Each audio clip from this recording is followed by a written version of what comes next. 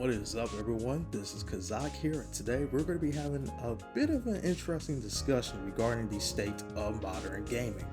What really inspired me to talk about this is Sony's recent disaster, that is the PlayStation 5 Pro. And if you go on the internet, you're basically going to see a whole bunch of people clowning on Sony and talking about how badly they shot themselves in the foot here with this reveal. Before I do get into my own thoughts, let's talk about what exactly the PlayStation 5 Pro offers. It will have a larger GPU, advanced ray tracing, and AI-driven upscaling, which they call the PlayStation Spectral Super Resolution.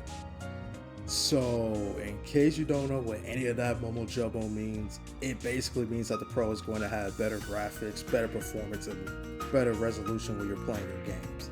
Even though I think the vanilla PlayStation 5 already does this stuff just fine, it sounds like nice improvements, right? Well, here's the kicker here.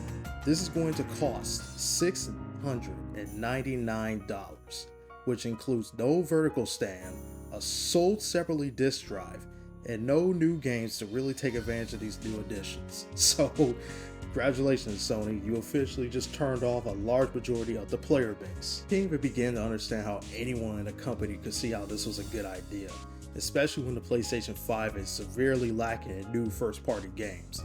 I mean, let's be real here.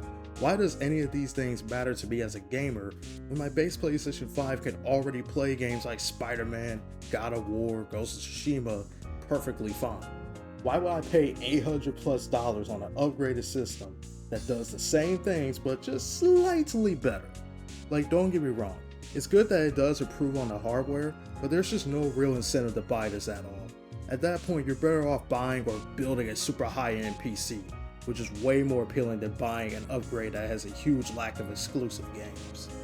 All this super crazy tech stuff means nothing to me.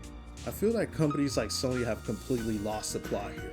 They don't understand that you're not going to win people over anymore with all this fancy graphical upgrades that, in reality, is such a minor thing that I don't believe is a selling point. In fact, all this just loops back to something that I wanted to talk about, and that is why people are so unsatisfied with the state of modern gaming as a whole. I think business moves like this is just part of what makes people feel that this current generation of gaming is so lackluster. They get annoyed or upset because it's not even about the games anymore. It's about greed and trying to woo people over with the latest tech that, when you actually take the time to look at it, once again, it's just a massive waste of money. What people want is great games that's going to make them want to buy a base PlayStation 5. And that's why a certain game called Astrobot resonates with so many players, because it not only is a solid platformer, but it celebrates the legacy of so many legendary franchises that debuted on the PlayStation consoles. Not to mention, it still took advantage of the PlayStation 5 hardware in a fun and unique way.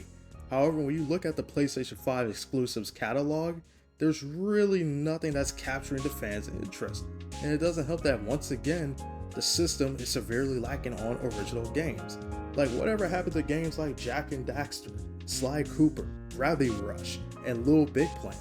While it's unlikely we'll ever see these games come back anytime soon, the point I'm making here is that these titles added so much variety to the PlayStation catalog, and as a PlayStation fan, it just hurts to see how so many of these IPs are tossed to obscurity.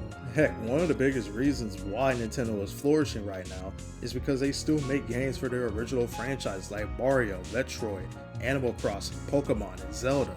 While I personally don't care for some of these Nintendo IPs, you can't deny that they do go out of their way to serve people high quality first party games, despite how the Switch is basically inferior to a lot of these newer consoles in terms of technology.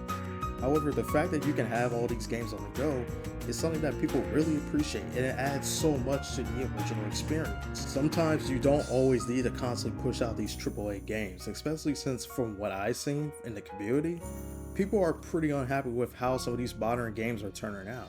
Whether it's due to microtransactions, unnecessary politics, or awful DLC practices, people are starting to get tired of all this stuff going on in gaming. Now, I will say that not everything about modern gaming is all doom and gloom.